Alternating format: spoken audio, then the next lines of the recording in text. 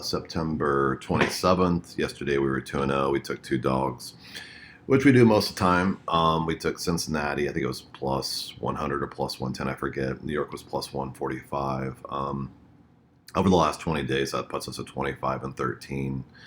Out of those 38 games, I think 30 of those were underdogs or somewhere in that range. I don't have the exact numbers in front of me, but that's fine.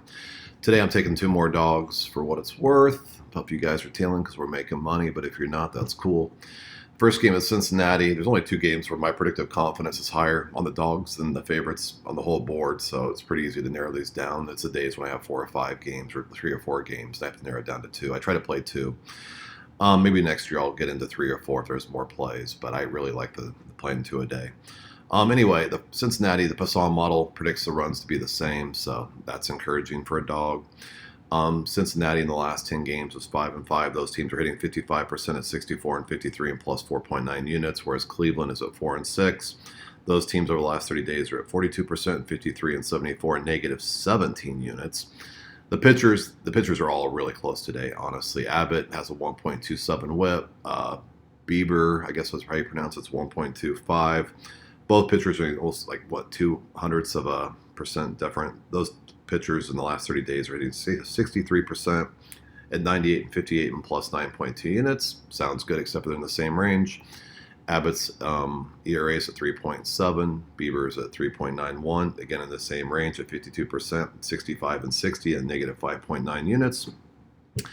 So the Poisson model has them even. The home road records have an advantage. Cincinnati. The split down here at 70% is hitting 53% over the last month, which sounds encouraging. We're playing a dog, so that's good. And if you're playing a favorite, it would not be so good. Those teams are 70 and 61 and negative 13 units because the dogs will kill you if you pet minus 200 plus. Road dogs, this is a really key point. Over the last month, Cincinnati's on the road. They are a dog. The last 30 days, and really the whole year, the dogs have done well. But the road dogs over the last 30 days are at 43%. Sounds bad, I know. They're 74.99, but plus 4 units. So if you're selective on the road dogs and play the right road dogs, you make money. And the home road record has Cincinnati at plus 9, whereas you got Cleveland at plus 2. So you got an advantage a little bit on this home road record on Cincinnati. Then in the last 10 games, a little bit of an advantage on Cincinnati. They're a better hitting team. You can see the predictive confidence. You can see the stats for the scoring over here on the offensive side. You go to Cleveland. They don't strike out a lot. They do get some hits, but otherwise they don't hit for power. They don't get on base. They don't do much else. So I'm putting 2 units on Cincinnati for the second day in a row. I don't like going back-to-back days on the same teams necessarily, but hey, the model says it. I follow the numbers. I'll play it that way. Next game I have for you, we played on Monday night, lost on a late inning, like 8th or 9th inning. I fell asleep actually, but the point is we got San Diego here.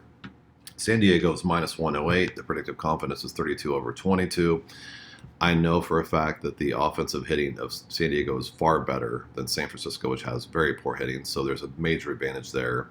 The pitchers are relatively close. I'll break those down for you. They're very close, actually, remarkably close. So the pitching's close. The batting is better. The only thing that's going for San Francisco is they've got a good home record. They tend to play good out there in San Fran. So Poisson even. Last 10 games, San Diego at 8-2 is hitting 57% over the last month, where San Francisco 3-7 would be hitting 42%, gives us an advantage in the last 10 on San Diego. The pitchers here, 1.25, 1.24. I mean, Jesus, can't get any closer than that. Those are hitting 63%. Like I mentioned, the same guys in the first game had the same range. ERA, 4.58 and 4.51. Talk about almost identical pitching. And those are 37% on the ERA, but again, that's a wash. Go a little deeper into the numbers. The split is at 69%. That's almost, the previous game was at 70%, identical 69% range. I'd much rather, San Francisco's at 31%. The line is actually going, I guess, back. It's going the right direction. Okay, so it's not reverse, it's forward line movement, but there's not a lot of movement, so it's okay. But 53% on the 69% win percentage. Road dogs 43%, and the home record advantage, I guess you could see San Diego's 9 games under 500, and San Francisco's about 11 over. San Francisco is a better team at home than San Diego's on the road. San Diego is playing better late in the year. I'm putting 2 units on San Diego. I'm more than happy to pay that. Let's win a couple more. Keep this going. Let's keep the bankroll growing. And you guys have a good night. Bye.